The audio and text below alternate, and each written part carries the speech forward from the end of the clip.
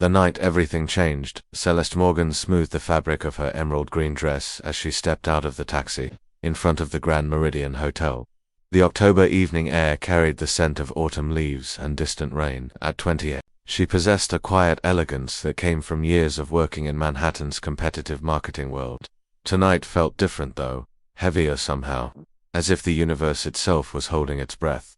The Crystal Foundation Gala was the most prestigious charity event of the season. Crystal chandeliers cast dancing shadows across marble floors while New York's elite mingled with champagne glasses and carefully practiced smiles. Celeste had attended this event 3 times before, always as Vincent's devoted wife. Tonight, she stood alone for the first time in 5 years. The divorce had been finalized 6 months ago, but the wounds still felt fresh. Vincent Torres had been her college sweetheart, the man she thought would be her forever. Their marriage had crumbled slowly, like a beautiful building succumbing to invisible cracks. She discovered his affair through a credit card statement, a weekend trip to Miami that he claimed was a business conference that as Celeste accepted a glass of champagne from a passing waiter. She allowed herself to scan the elegant crowd. Familiar faces from her married life dotted the room, some offering polite nods, others looking through her as if she had become invisible. Divorce had a way of making women disappear in certain circles, especially when they weren't the ones who left. That's when she saw him across the room. Vincent looked as handsome as ever in his perfectly tailored black tuxedo. His dark hair was styled in that casual way she had once loved, and his confident smile was firmly in place as he charmed a group of potential investors. But what made Celeste's chest tighten wasn't seeing her ex-husband looking so unaffected by their separation, that it was seeing him with her Natasha.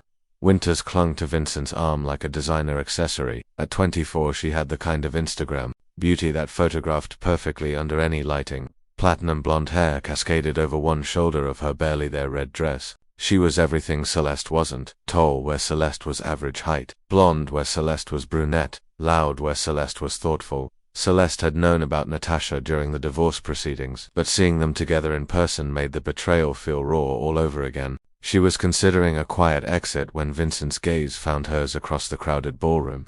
For a moment something flickered in his brown eyes, perhaps recognition of what he had lost. But then Natasha whispered something in his ear, and his expression hardened into something cruel. The evening's coordinator took the stage. Beginning the sponsor recognition segment, Celeste's stomach dropped as she realized her company's name would be called. As the senior marketing director for Sterling Creative, she had secured a significant sponsorship package for the event. 2 months ago, it had felt like a professional triumph. Now it felt like a trap.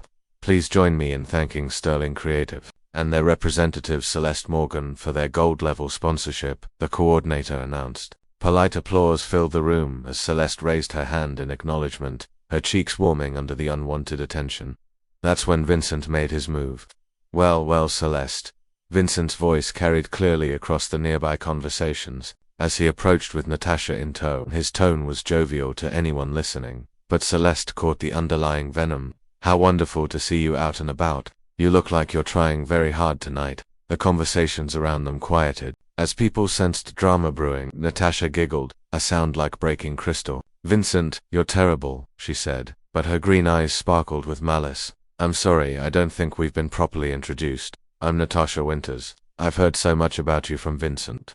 The words hit Celeste like physical blows. She could feel phones being discreetly raised to capture what was quickly becoming a public spectacle. Her professional reputation, so carefully built over years of dedication, felt like it was crumbling around her. Really, Celeste managed, her voice surprisingly steady despite the rage building in her chest. That's interesting, because Vincent failed to mention you existed until our marriage. Counselor asked about the mysterious charges on our joint credit card. Vincent's face flushed, but instead of backing down, he doubled down on his cruelty. That's ancient history now, isn't it? We've all moved on, some more successfully than others. His gaze pointedly took in Celeste's solitary state.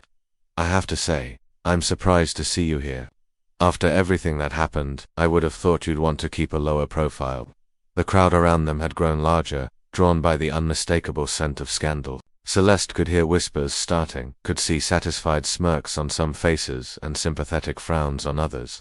This was exactly what she had feared about returning to their shared social circles. Natasha pressed closer to Vincent's side, her voice carrying clearly as she said, "It must be so hard, starting over at your age. But don't worry, I'm sure you'll find someone eventually. Maybe someone who doesn't mind damaged goods. The casual cruelty of the comment took Celeste's breath away. She felt heat rushing to her cheeks, felt the familiar sting of tears threatening to betray her composure. This was worse than the divorce itself. At least that had been private. This was public humiliation designed to destroy her dignity in front of everyone who mattered in her professional world. She opened her mouth to respond, to defend herself, but the words wouldn't come. The laughter of the crowd, the flashing of phone cameras, the smug satisfaction on Vincent's face, it all combined to create a moment of perfect, devastating humiliation. The ballroom seemed to spin around her as Celeste realized that this moment would define her in their social circle forever. Not as a successful marketing executive, not as a woman of intelligence and grace, but as the pathetic ex-wife who couldn't handle being replaced by someone younger and prettier. The mysterious savior, that's when she felt it. A presence behind her, steady and protective. A hand touched her shoulder gently, and a voice she didn't recognize spoke with quiet authority that cut through the crowd's murmur. "I believe you, gentlemen. Owe this lady an apology." Celeste turned to see a man she had never met before, though something about him seemed familiar. He was tall, perhaps 6'2", with dark hair that looked slightly tousled, as if he had been running his hands through it. His eyes were a striking blue-gray, the color of storm clouds, and they were fixed on Vincent with an expression that could have frozen fire. He was dressed in an impeccably cut tuxedo that somehow managed to look effortless rather than formal. When he moved to stand beside Celeste, she caught a hint of his cologne, something subtle and expensive that spoke of understated wealth rather than flashy displays. "I'm sorry, who are you?" Vincent demanded, though his voice had lost some of its earlier confidence. There was something about this stranger that commanded respect, an aura of power that made even Vincent's considerable ego seem small in comparison. The mysterious man smiled, but it didn't reach his eyes. "Someone who believes in treating people with basic human decency, a concept you seem to have forgotten." As he spoke, Celeste found herself studying his profile.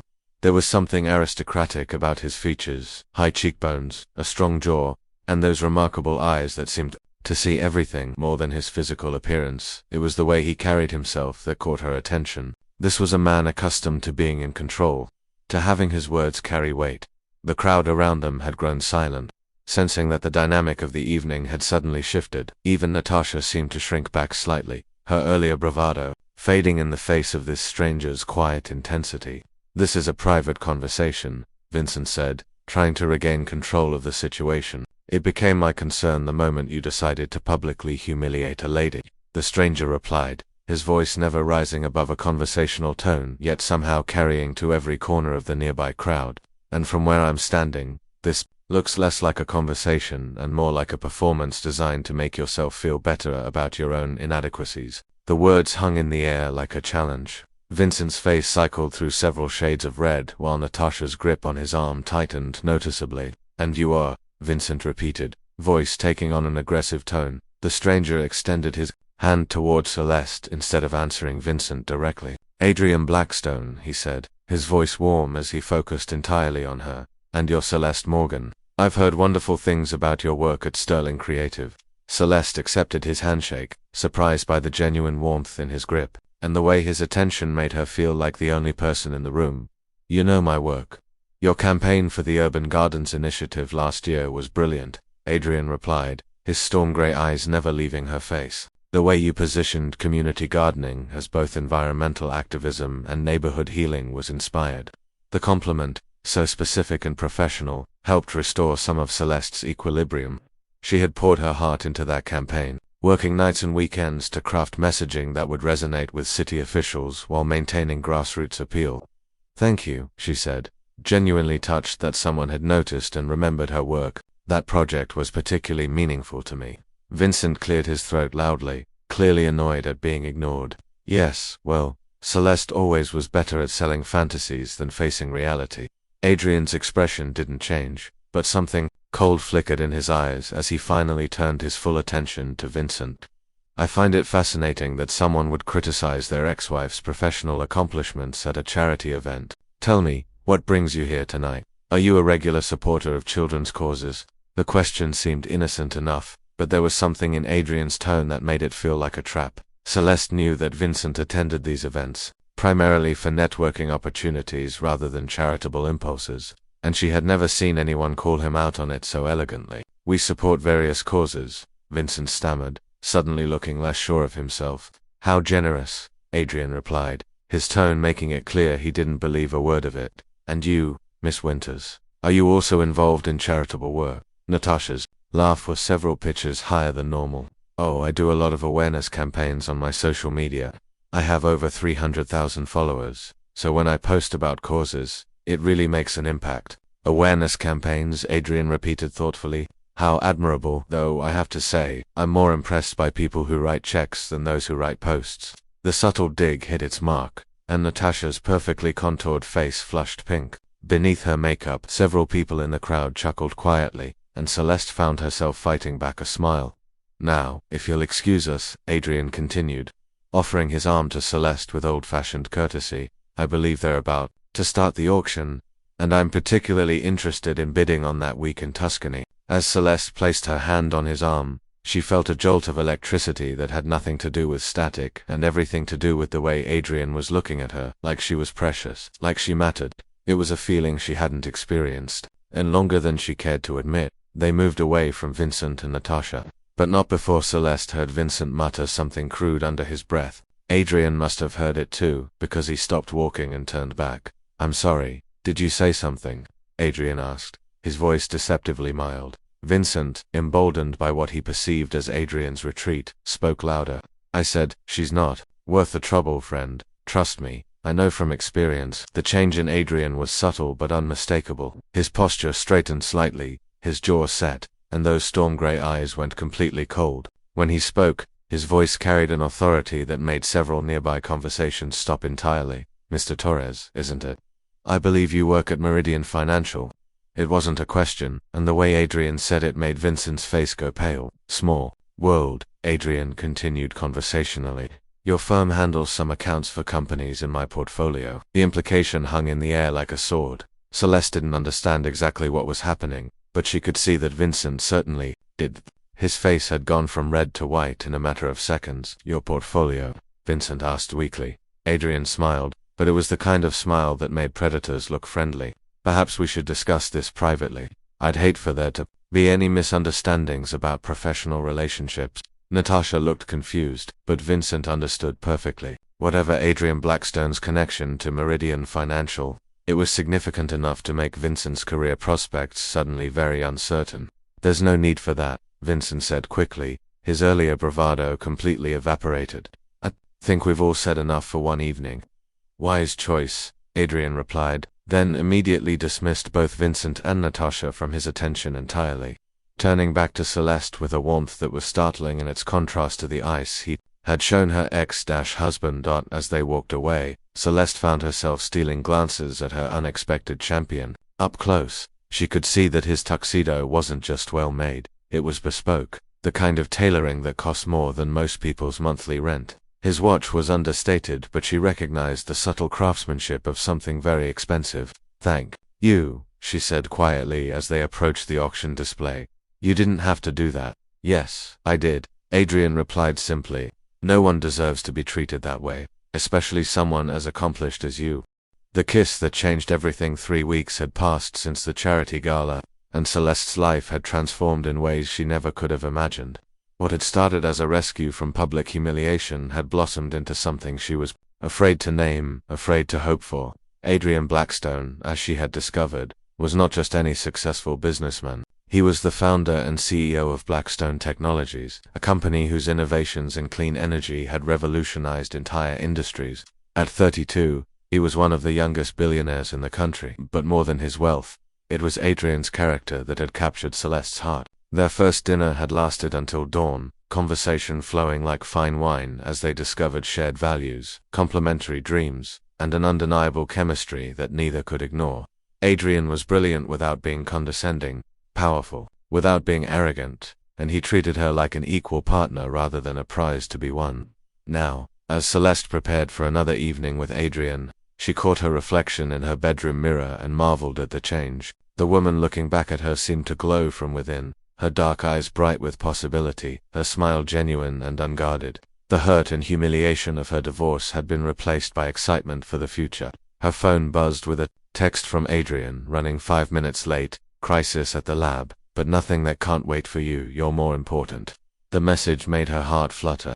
She had never felt prioritized the way Adrian made her feel every single day. 20 minutes later, Adrian arrived at her apartment with a bouquet of white orchids, her favorite flowers, though she was certain she had never told him that preference. It was just another example of how carefully he paid attention to everything about her. How did you know? She asked, accepting the flowers and breathing in their delicate fragrance. You had a photograph of orchids on your desk, Adrian replied, pulling her into his arms for a kiss that still made her knees weak. I notice everything about you, Celeste Morgan. They were heading to a quiet restaurant in Brooklyn that Adrian claimed made the best risotto in the city. But as they walked down the sidewalk, Adrian's hand warm in hers, Celeste noticed a familiar figure approaching from the opposite direction. Vincent Torres looked haggard in a way that shocked her. His usually perfectly styled hair was disheveled, his expensive suit wrinkled, and there were dark circles under his eyes that spoke of sleepless nights. Natasha was nowhere to be seen. Celeste, Vincent called out, his voice desperate in a way she had never heard before. Celeste, please, I need to talk to you. Adrian's grip on her hand tightened protectively, but he didn't speak, allowing Celeste to handle the situation as she saw fit. Hello, Vincent, Celeste said coolly, surprised by how little emotion she felt, seeing her ex-husband in such obvious distress. I made a mistake, Vincent said, the words tumbling out of him like water from a broken dam. The biggest mistake of my life, Natasha and I, it's over. It was over before it really started. She was just a distraction from how miserable I was. Celeste felt Adrian tense beside her, ready to intervene if Vincent became aggressive, but she placed a calming hand on his arm. This was her past to deal with. I'm sorry to hear that, Celeste said, and she genuinely meant it. She took no pleasure in Vincent's pain, even after everything he had put her through. No, you don't understand, Vincent continued, stepping closer and causing Adrian to shift slightly forward in warning. I want you back, Celeste. I want us back. I know I hurt you. I know I was cruel at the gala, but it was because seeing you there, seeing you moving on, it made me realize what I had thrown away. The desperation in Vincent's voice might have moved her once. 3 months ago, she might have felt vindicated by his regret, might have even considered taking him back. Now, with Adrian's steady presence beside her and the memory of genuine love fresh in her heart, Vincent's plea felt hollow. Vincent, she said gently but firmly, what we had is over. It ended the moment you chose someone else over our marriage. But I choose you now, Vincent said, his voice breaking. I choose us. We can start over. We can. No, Celeste said, the word clear and final. We can't. And even if we could, I wouldn't want to. It was then that Adrian stepped forward, not aggressively, but with the quiet confidence of someone who belonged at Celeste's side. I think the lady has made herself clear, Adrian said, his voice calm but carrying an undertone that made Vincent take a step back. This is between my wife and me, Vincent snapped, his desperation making him reckless. Ex-wife, Celeste corrected firmly. And no, Vincent, this isn't between us anymore. You made sure of that when you chose to humiliate me publicly instead of handling our divorce with dignity. Vincent's face crumpled, the weight of his losses finally hitting him fully. Celeste, please, I love you. I've always loved you. No, Celeste said, surprising herself with the strength in her voice. You loved the idea of me, the security I provided, the way I made your life easier, but you never loved me the way I deserved to be loved. She turned to Adrian, whose storm-gray eyes were watching her with such tenderness that it took her breath away. I know what real love looks like now. Without hesitation, Adrian cupped her face in his hands and kissed her. It wasn't gentle or tentative like their previous kisses. This was passionate, claiming a kiss that spoke of promises and possibilities and a future built on mutual respect and genuine affection. When they broke apart, Celeste was breathless, her heart pounding with the magnitude of what had just happened. Not just the kiss, but the realization that she was completely, irrevocably in love with Adrian Blackstone. I love you too, Adrian whispered against her forehead, his voice rough with emotion. I've been waiting my whole life for someone like you. When Celeste looked back, Vincent was walking away, his shoulders slumped in defeat. She felt a moment of pity for him, but it was quickly overshadowed by the joy blooming in her chest. So, Adrian said, his arm tightening around her waist, ready for that risotto. Celeste laughed, the sound bright and free. With you, I'm ready for anything. As they continued down the sidewalk, Celeste marveled at how completely her life had changed. 6 months ago, she had been a woman broken by betrayal, convinced that her best years were behind her. Now, walking hand in hand with a man who saw her worth and cherished her dreams, she realized that sometimes the worst moments of your life were just clearing the path for the best ones to begin. The kiss that had sealed their love in front of her ex-husband wasn't just a romantic gesture, it was a declaration of her new life, her new beginning, and her new understanding of what it meant to be truly valued by someone who would never take her for granted. Everyone had laughed at her that night at the gala, but Adrian Blackstone's love had given her the last laugh after all.